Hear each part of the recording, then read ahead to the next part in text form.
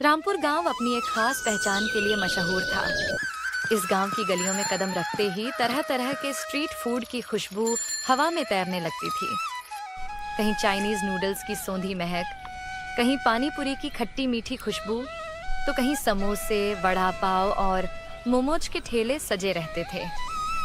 रामपुर के लोग खाने के बड़े शौकीन थे, खासकर सड़क किनारे मिलने वाले स्वाद के। इसी गांव में रघु और उसकी पत्नी सीमा का चाइनीज नूडल्स और मंचूरियन का ठेला था। उनका ठेला देसी स्टाइल नूडल्स के लिए जाना जाता था। पहले यहाँ हमेशा भीड़ लगी रहती थी, लेकिन आज कुछ अलग ही माहौल था। अरे रघु, तेरे नूडल्स और मंचूरियन का कोई जवाब नहीं है, लेकिन रोज रोज वही खाने में अब मजा नहीं आता। कुछ नया शुरू कर भाई। इतना कहकर वह चला गया। रघु सोच में पड़ गया। तभी सीमा आई और बोली, रघु जी, आज इतने नूडल्स बच कैसे गए? बिक्री कम क्यों है? लगता है गांव वालों का स्वाद बदल रहा है। अब कुछ अलग करना पड़ेगा। तुम ठेला संभालो, मैं जरा गांव घूमकर देखता हूँ कि सबसे ज्यादा भीड़ कहाँ है। रघु पहले पानी पूरी के ठेले पर पहुंचा। वहां बस एक दो लोग। फिर मोमोज के ठेले पर गया। वहां भी वही हाल। समोसे के ठेले पर तो सन्नाटा पसरा था। मन ही मन वह बोला, लगता है सबकी हालत एक जैसी है। घर लौटते वक्त वह पाव भाजी के ठेले पर रुका। भाई, एक प्लेट पाव भाजी पैक कर देना। अभी देता हूँ रघु भैया। वैसे धंधा भी खास नहीं चल रहा। हमारे यहाँ भी यही हाल है। अगर ऐसा ही रहा तो ठेला बंद करके दूसरा काम ढूंढना पड़ेगा। घर आते ही सीमा ने पूछा, कुछ खास दिखा क्या? नहीं सीमा, सब परेशान हैं। अब हमें सच में कुछ बड़ा सोचना होगा। यही से रघु और सीमा की नई राह की कहानी शुरू होती है। धीरे धीरे रामपुर का रंग फीका पड़ने लगा। एक एक करके गांव के सारे ठेले बंद हो गए। जो लोग कभी चाइनीज, पानी पूरी और समोसे बनाते थे, अब मजबूरी में खेतों में काम करने जाने लगे। रामपुर, जो कभी खाने के लिए जाना जाता था, अब खामोश हो चला था। अब पूरे गांव में सिर्फ रघु का देसी चाइनीज ठेला बचा था। लेकिन हालत यह थी कि उस ठेले पर भी अब कोई गांव वाला नहीं आता था। एक दिन रघु का दोस्त ठेले पर आया और बोला, रघु, अब छोड़ दे ये ठेला। इसे बेच दे और कोई दूसरा काम कर ले। इससे अब कुछ नहीं होगा। अरे भाई, हमारा गांव खाने की वजह से ही तो जाना जाता था। अगर यहाँ एक भी ठेला नहीं रहेगा तो रामपुर की पहचान ही खत्म हो जाएगी। पहचान से पेट नहीं भरता रघु। ठेले हों या ना हो, खाने वाला चाहिए। मेरी बात मान, ये काम छोड़ दे और मेरे साथ खेत चल। दिन के 400 मिलेंगे, ऊपर से खेत के फल भी खाने को मिलेंगे। रघु कुछ देर चुप रहा, फिर भारी आवाज में बोला, ठीक है भाई, कल से मैं तुम्हारे साथ खेत चलूंगा। शाम को रघु ठेला बंद करके घर आया और सारी बात सीमा को बता दी। कोई बात नहीं रघु जी, खेत में काम करके भी हमारा गुजारा हो जाएगा। अगले दिन से रघु खेत में मेहनत करने लगा। दिन भर धूप में काम करता, शाम को जमींदार से पैसे लेकर घर लौट आता। ऐसे ही कुछ दिन बीत गए, लेकिन किस्मत को कुछ और ही मंजूर था। एक दिन रघु खेत में काम कर रहा था। घर पर सीमा खाना बना रही थी। तभी रघु का दोस्त हांफता हुआ दौड़ता आया। भाभी, जल्दी चलो, रघु को खेत में सांप ने काट लिया। यह सुनते ही सीमा के पैरों तले जमीन खिसक गई। वह बिना कुछ सोचे दौड़ पड़ी। अस्पताल पहुंचकर देखा, रघु बेड पर बेसुध पड़ा था। डॉक्टर ने गंभीर आवाज में कहा, सांप बहुत जहरीला था। जहर पूरे शरीर में फैल गया है। मरीज कोमा में चला गया है। हे भगवान, अब मैं क्या करूं? 2 दिन तक वह अस्पताल में ही रही। तभी रघु का दोस्त आया और बोला, भाभी, आप चिंता मत करो, मैं हूँ। देवर जी, मेरे पास 1 रुपया भी नहीं है। रघु जी का इलाज कैसे होगा? उसकी फिक्र मत कीजिए, मैंने थोड़े पैसे का इंतजाम कर लिया है। बाकी का भी कोई ना कोई जुगाड़ कर लूंगा। आपने हमारे लिए बहुत किया। अब आगे जो भी करना होगा मैं करूंगी। उसी दिन रामपुर गांव की सूनी सड़क पर एक नया ठेला दिखाई दिया। हरीश नाम का एक नौजवान अपना ठेला लगाकर खड़ा था। ठेले पर बड़े अक्षरों में लिखा था, छोले भटूरे और पापड़ी चाट। लोग रुक रुक कर देखने लगे, लेकिन आगे बढ़ जाते। तभी गांव का एक बूढ़ा आदमी आया और बोला, अरे भाई, अब इस गांव में सड़क किनारे के ठेले नहीं चलते। वो जमाना गया। काका, चल गया तो ठीक, नहीं चला तो बंद कर दूंगा। बूढ़ा आदमी सिर हिलाता हुआ चला गया। हरीश कुछ देर सोचता रहा, फिर दिमाग लगाया। वह ठेले के पास आकर जोर से चिल्लाने लगा, आओ आओ, छोले भटूरे के साथ पापड़ी चाट फ्री, वो भी सिर्फ 30 रुपए में। उसकी आवाज सुनकर राह चलते लोग रुकने लगे। एक औरत अपने पति से बोली, अरे जी, सुना क्या? छोले भटूरे के साथ पापड़ी चाट फ्री। अरे छोड़ो, अब इन ठेलों में कोई स्वाद नहीं रहा। अरे चलो ना, 30 रुपए में 2 प्लेट मिल रही हैं, एक बार खाकर देखते हैं। आखिर आदमी मान गया। दोनों हरीश के ठेले पर पहुंचे। भाई, इसमें कुछ अलग है क्या, या सब पहले जैसा ही है? भाई पहले खाओ फिर बताना। हरीश ने गरम गरम छोले भटूरे दिए और साथ में पापड़ी चाट फ्री में रख दी। दोनों ने जैसे ही खाया, औरत की आंखें चमक उठीं।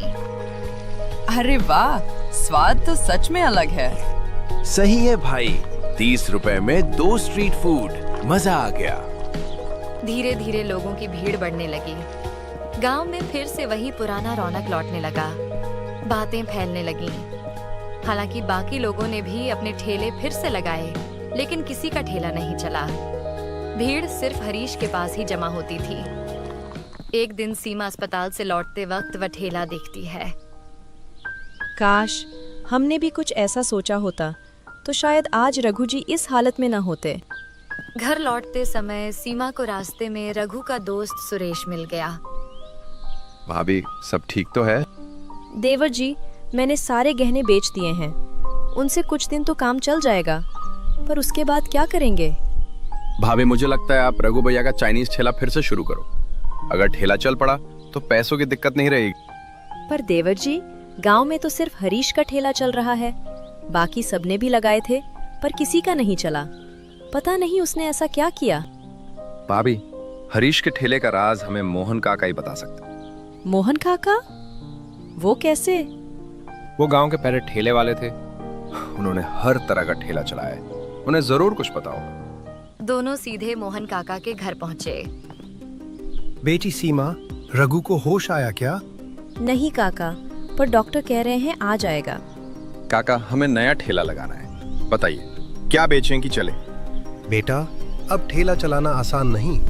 गांव वाले एक ही स्वाद खाकर थक चुके हैं। अगर चलाना है तो कुछ अलग करना पड़ेगा, जैसे हरीश ने किया। तो क्या हम भी 2 डिश 30 रुपए में दे? सिर्फ 2 डिश से काम नहीं चलेगा। अलग अलग तरह की डिश एक ही ठेले पर सस्ते दाम में, तभी बात बनेगी। दोनों वहां से चले आते हैं। हरीश के ठेले के पास पहुंचकर सीमा रुक गई। भीड़ देखकर वह बोली, देवर जी, क्यों न हम 2 की जगह ज्यादा डिश दे और दाम भी कम रखे? सोच तो बढ़िया है भाभी, पर कितनी डिश और कितने में?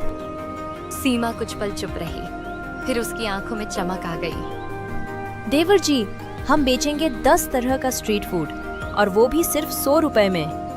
क्या 10 डिश सिर्फ 100 में? हाँ, यही हमारा दाव होगा। तो तैयारी अभी से शुरू करनी पड़ेगी। दोनों बाजार गए और सामान लेकर लौटे। घर आकर सुरेश ने पूछा, भाभी, कौन कौन सी डिश होंगी? भेलपुरी, पानीपुरी, वड़ा पाव, मंचूरियन, मोमोज, नूडल्स, पापड़ी चाट, छोले भटूरे और आखिर में समोसे। भाभी, नाम सुनते ही मुंह में पानी आ गया। अब देखना होगा हमारी ये कोशिश किस्मत बदलती है या नहीं। और वहीं रामपुर में एक नए स्वाद की तैयारी शुरू हो चुकी थी। अगले दिन सुबह सुबह सारी तैयारी पूरी हो चुकी थी। ठेले का रंग रोगन, बर्तन, मसाले, सब कुछ तैयार था। तभी अचानक सुरेश भागता हुआ आया। भाभी जी, जल्दी चलो, रघु भैया को होश आ गया है। ये सुनते ही सीमा की खुशी का ठिकाना नहीं रहा। सच? हाँ भाभी, डॉक्टर ने अभी बताया। दोनों बिना देर किए अस्पताल पहुंचे। सीमा ने देखा रघु की आंखें खुली थीं।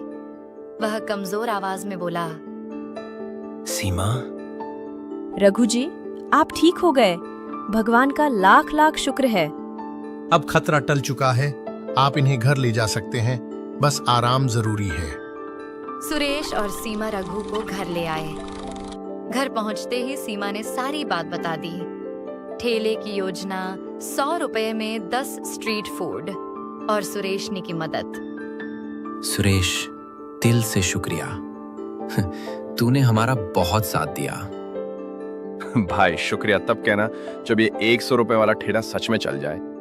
उसी शाम सुरेश और सीमा ठेला लेकर गांव की उसी पुरानी जगह पहुंचे। ठेला देखते ही लोग रुक गए। तभी सुरेश जोर से चिल्लाया, आओ आओ गांव वालों, 10 तरह का स्ट्रीट फूड एक ही ठेले पर, सिर्फ 100 रुपए में। लोग हैरान होकर आपस में बातें करने लगे। अरे ये तो झूठ होगा, इतने कम दाम में इतने सारे आइटम्स। नहीं रे, देख सीमा खड़ी है, वो झूठ नहीं बोलेगी। 2 लोग ठेले पर आए। सुरेश, सच में 100 रुपए में 10 डिश? हाँ भाई, पूरे 10। चाहो तो पैक करवा लो अभी के अभी। यही नहीं खा सकते क्या? भाई जी, 10 डिश एक साथ खा पाना मुश्किल है, इसलिए हम पैक करके देते हैं। कौन कौन सी डिश मिलेगी इसमें? सुरेश ने सामने सजी चीजों की ओर इशारा किया। भेलपुरी, पानीपुरी, वड़ा पाव, मंचूरियन, मोमोज, नूडल्स, पापड़ी चाट, छोले भटूरे, समोसे, सब मिलाकर। दोनों की आंखें चमक उठीं। ठीक है, दे दो। सीमा ने थैली में सब पैक कर दिया। वे खुश होकर चले गए। उन्हें जाता देख और लोग आने लगे। एक बूढ़ा बोला, बेटी, इतने सस्ते में इतना सब अच्छा ही होगा ना? काका, अगर पसंद ना आए तो पूरे पैसे वापस। बस फिर क्या था, भीड़ लग गई। शाम तक पूरे 3000 रुपए का माल बिक गया। सुरेश खुशी से बोला, भाभी, ये तो हमारी अब तक की सबसे बड़ी कमाई है। ये सब आपकी वजह से हुआ देवर जी। घर आकर उन्होंने रघु को सब बताया। रघु खुशी से बोला, अब तो मैं भी ठेले पर आऊंगा। नहीं, पहले पूरी तरह ठीक हो जाओ, फिर हम तीनों मिलकर ठेला चलाएंगे। कुछ ही दिनों में रघु भी स्वस्थ हो गया। अब गांव में सिर्फ सीमा, रघु और सुरेश का ही ठेला चलता था। लोग दूर दूर से 100 रुपये में 10 स्ट्रीट फूड लेने आने लगे। रामपुर फिर से स्ट्रीट फूड के लिए मशहूर हो गया। सीमा की समझदारी और सुरेश के साथ ने न सिर्फ ठेला चलाया, बल्कि उनकी जिंदगी भी संवर दी और तीनों मेहनत और उम्मीद के साथ खुशी खुशी अपना जीवन बिताने लगे। और कहानी का अंत यही होता है।